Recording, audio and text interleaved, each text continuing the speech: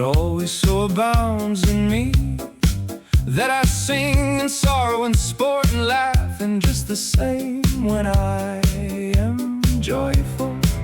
But now I'm turned into a balance. When I lose her great well-being, then I know how to show my solace in such a way that with a semblance of pleasure I know how to cover my loss nobly.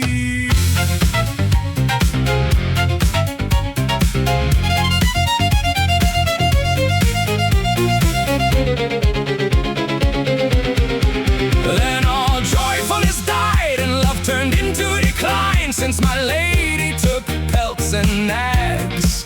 For a lover can make enough of other gifts, and all possessions of another semblance will be more of an honor to him.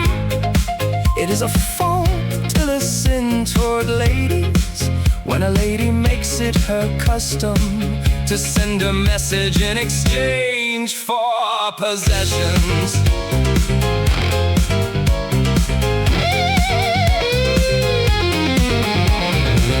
Now sorrow has grown in me, and it began through a base destiny.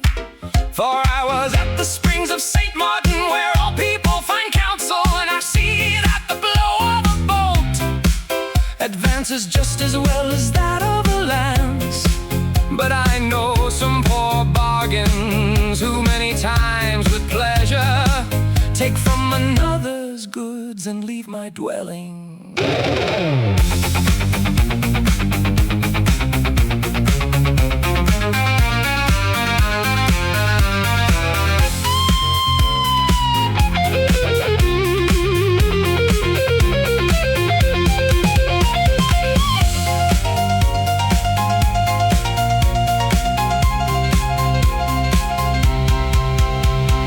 Henceforth let the fault remain with her who fails and kills herself with it.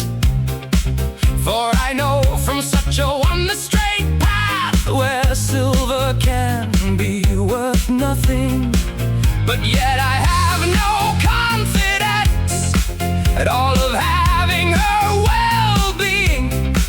For the noble speech and the gracious solace and the amorous face, I believe are to me a true heart's message.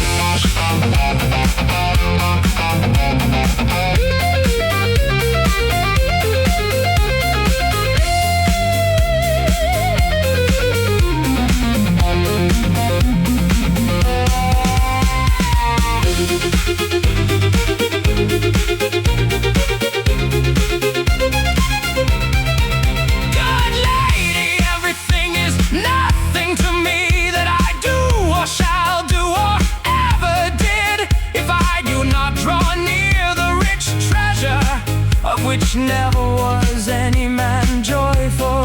And you need not have any doubt of me, for I am easy to appease.